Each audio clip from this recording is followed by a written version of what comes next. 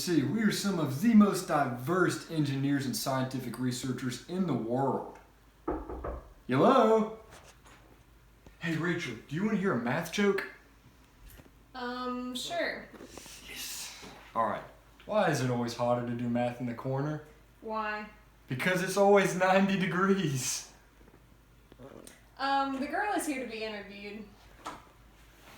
Alright. See, here at the office, we like to have a whole lot of fun. We gotta keep things very lively. Hey Bob, pitch!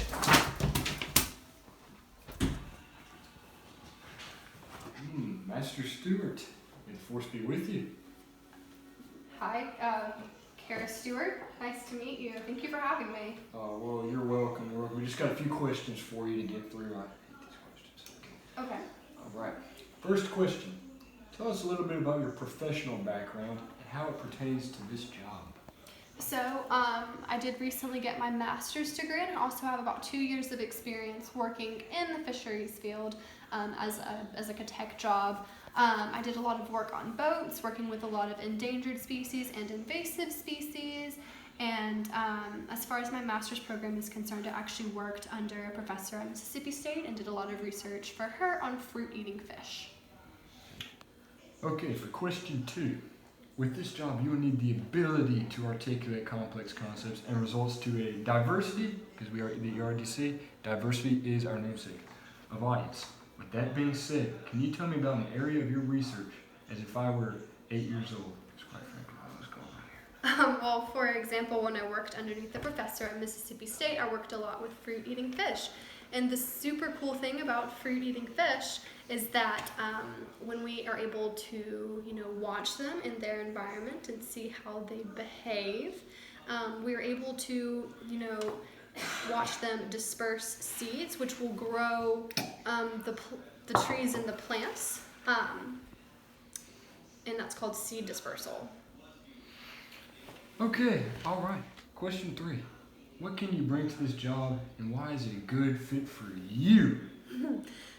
So one thing that I am very extroverted. I have the ability to wake up in early hours of the morning and get the job done and stay out all day. I also have a pretty good work ethic. I haven't missed a single day of any of my jobs on any work that I have, which is written in my cover letter. I'm also very loyal to companies that I work for, and I really like the fact that this is a company that is so diverse and is huge. You garner in like $2 billion a year with over 2,000 employees, and I love that. I think that this job is a good fit for me because I'm ready to move out of the wildlife and fisheries tech jobs, out of the master's student position, and into a full-time position.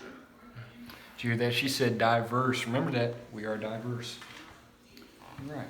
Question 4. Quattro. That's Japanese. What do you see as the most important issue in conservation today, and how would you address it?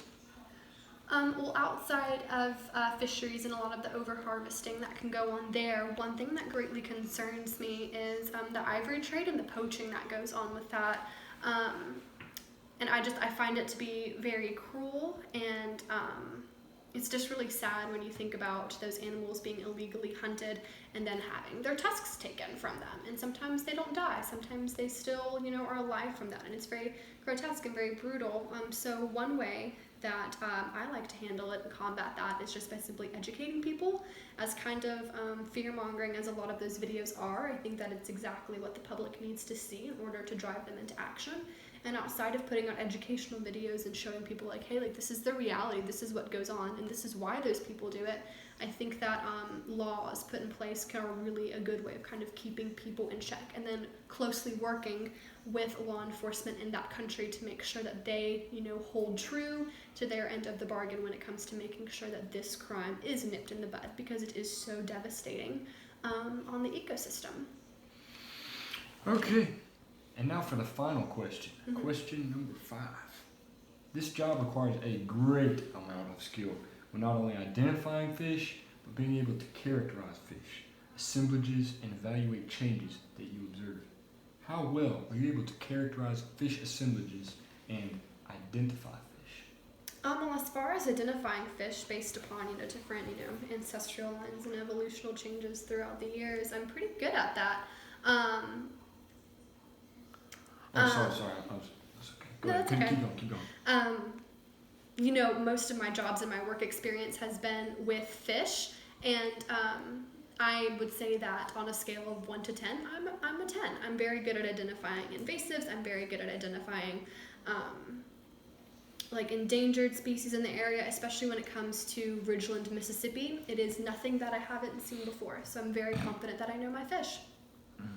Oh, very good, very good. All right, young Padawan, this is your final test. Now, what is this?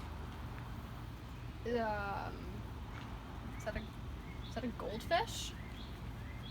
Yeah, it sure does look like it, I guess. What is this fish right here? It's an endangered species. Well, it's not a fish and it's not endangered. That's a mosasaur. That's extinct. Wrong. Dang it, I've seen one of these in a movie before. It is not extinct. Goodness gracious, do you even watch movies? Okay, moving on. What is this one right here?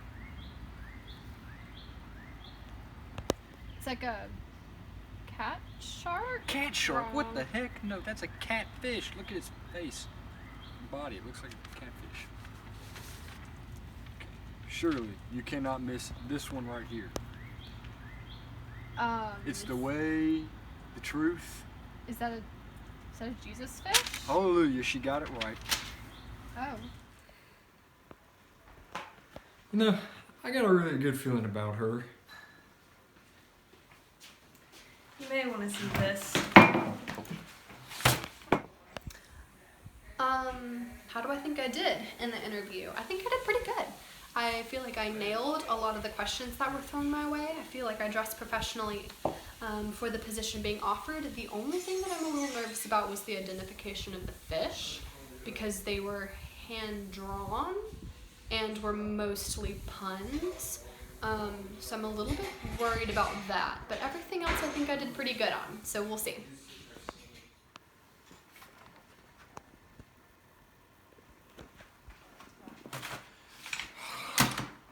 Who didn't screen her?